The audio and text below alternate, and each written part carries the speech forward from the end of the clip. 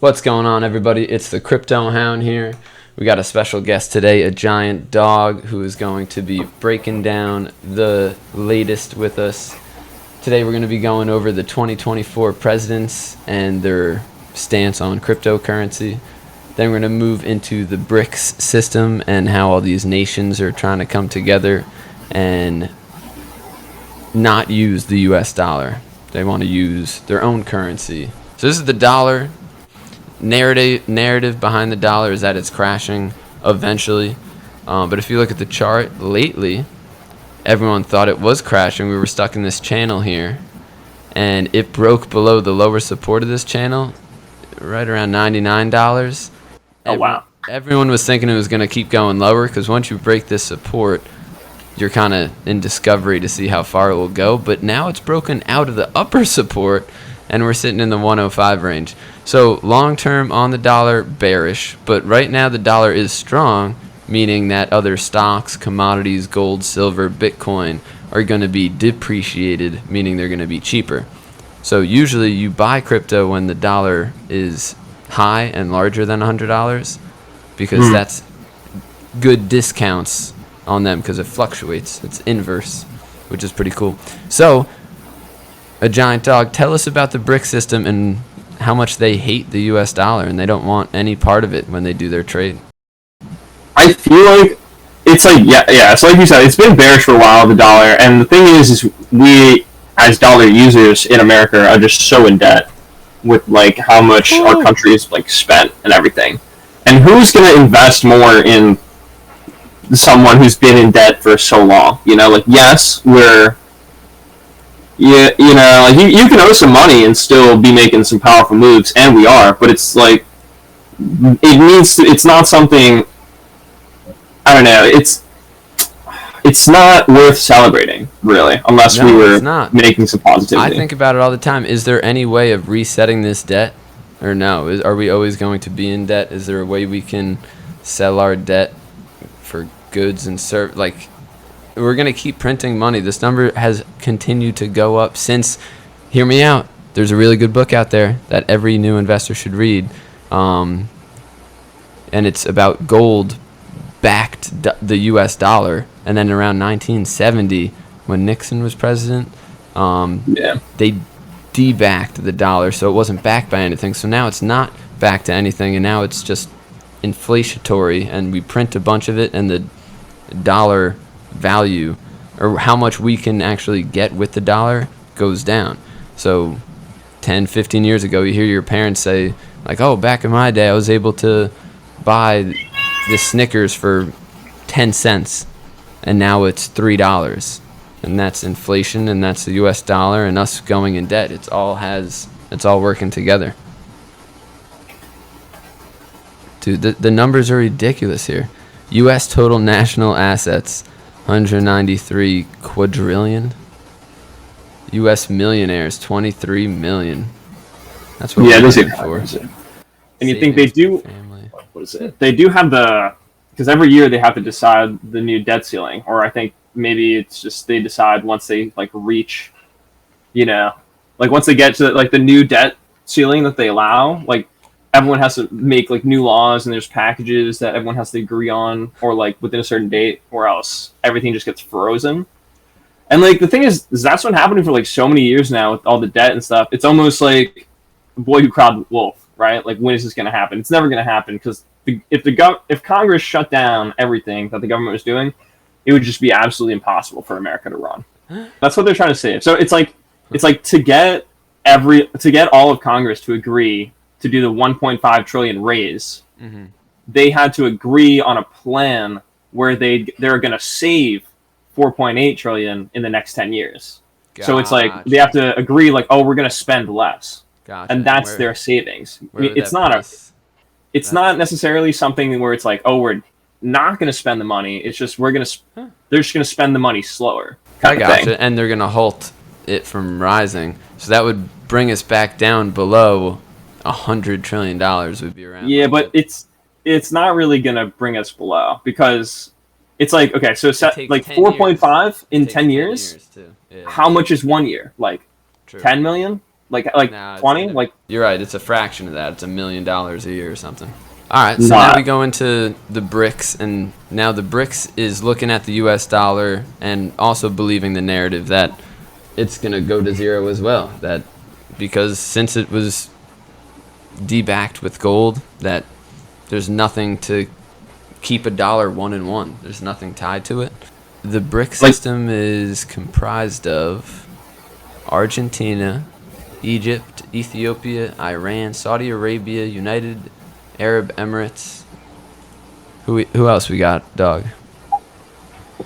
wow, India's not there. Brazil, Russia, India, Brazil, China, Russia. South Africa. Oh, Egypt's in there. I think those ones you're showing right now. Those are like the big Middle Eastern These are ones the that they just big went one, over. two, three, four, five. These are the big dogs. Because it's like if everyone's doing the dollar, and then like, okay, well, who do we owe this much money to? It's China. It's other uh, Middle Eastern countries that are giving us oil. Yeah, it seems like it ties back to oil. So what's the drama with the whole BRICS thing? The drama is it's Yeah. basically all of our enemies joining forces, which is scary for Ah, us. okay. And going against what we set in place with the U.S. dollar for trade. I mean, granted, what was it? It all started a couple years ago. I forget exactly what country we pulled out of, but like we pulled out of that like Middle Eastern, like I don't know exactly if it was Iran, but it was like one of those countries, and we pulled out, and then one of the like it was either Russia or China, and one of them came in and actually like made peace among like the two groups of like the Middle Eastern like peoples. Like I don't know if Okay. it's exactly the Okay. Taliban or whatever, but like it stopped whatever they did stopped like fighting, which is something we wanted to do but like couldn't. So it's impressive that they were able to do that, and then they did that. So right, and then now years later, now it's becoming a more popular like stone cemented thing. Yeah, well, timeout. I think we just shed some light on what the BRIC system is. They say it's just for because the U.S. dollar or whatever. I think you're Yeah. totally right. This could be way bigger than what we believe. Listen to this. Since 2012, the BRICS group of countries have been planning an optical fiber submarine communications cable system Oh to yeah. carry telecommunications between the BRICS countries, known as the BRICS cable. Part of the motivation for the project was for spying on the U.S. National Security Agency and all telecommunications that flowed in and out of the United States territory. Yeah, there's a lot of spy stuff that's going on. But they want to know about us. They're trying to get into our infrastructure and trying to plan something. All these countries against us. That's light right there.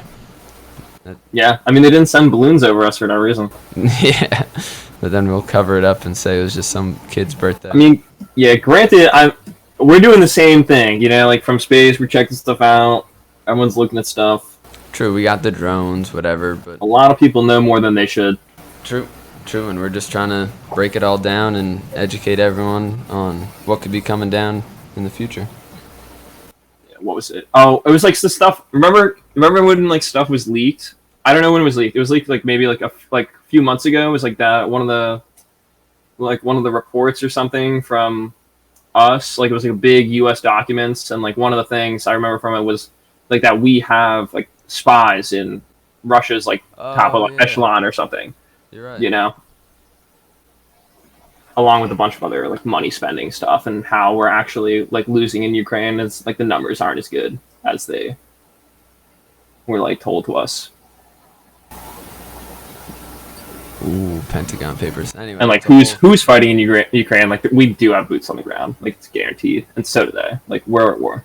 And how many $1 billion have we funded them in cryptocurrency we've given them to support them and fundraise them and help them buy weapons that could be turned around and pointed at us. It is true. An interesting thing with the crypto and BRICS and everything is so they're trying to shy away from the dollar, which gives more increase for crypto or I mean any other currency they have, but they'd have to mix theirs together. Really, I feel like it'd be tough to pick one. They're not all going to agree to have Russia's currency or all to have like. That brings up like maybe all China.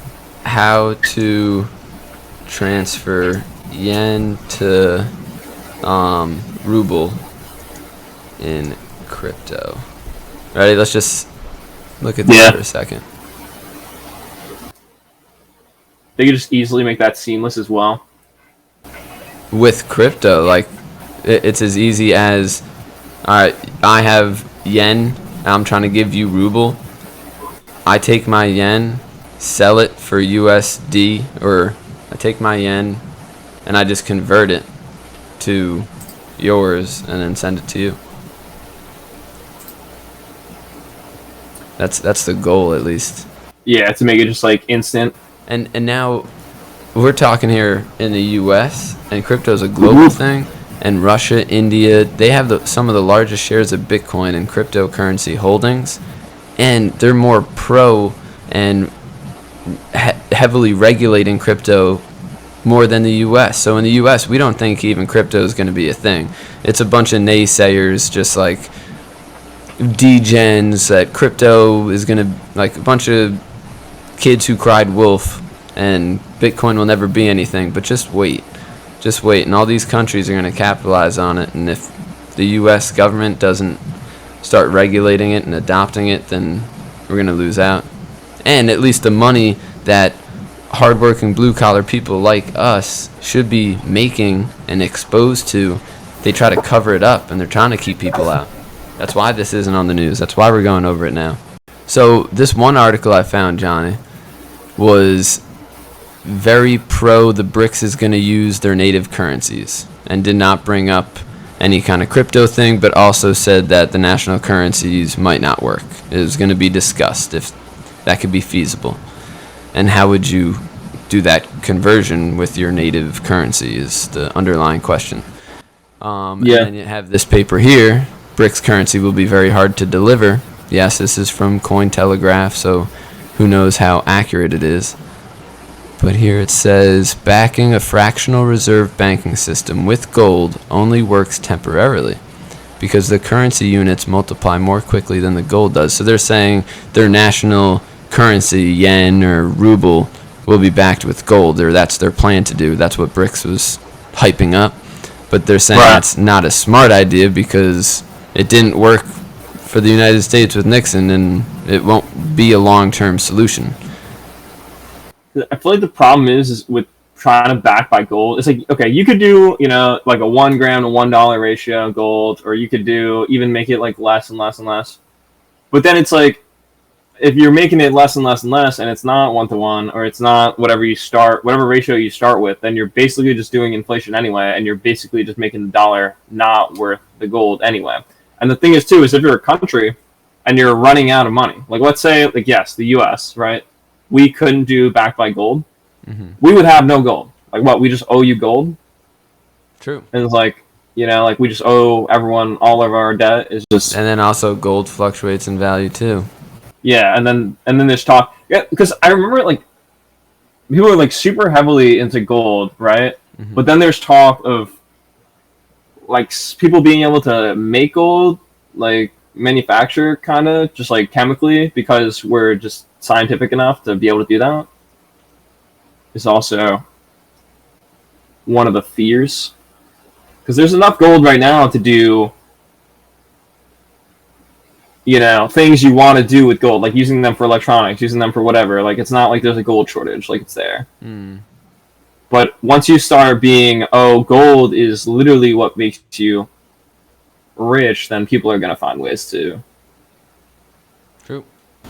So yeah, this article here was like, crypto's value is vague. There's no definite, distinct, or standard mechanism to set its exchange rate to.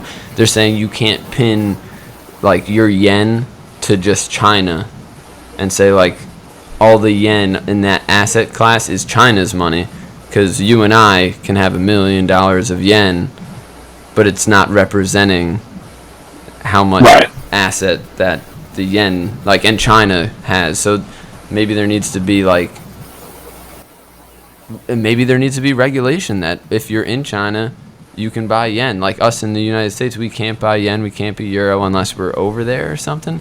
I don't know, but there's going to be a lot of supervision with this crypto if it does get regulated. They can see all of our transactions now. So Yeah. and if they are asking for capital gains, I'd pay them. I'm not facing those repercussions. It's very true.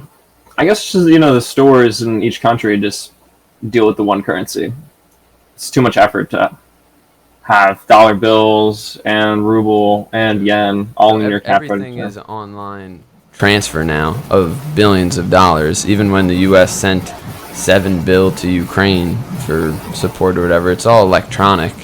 But what are the fees for such a high amount of money?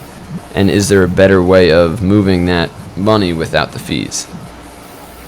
Right. That's the question. So, I think that wraps up our BRICS conversation.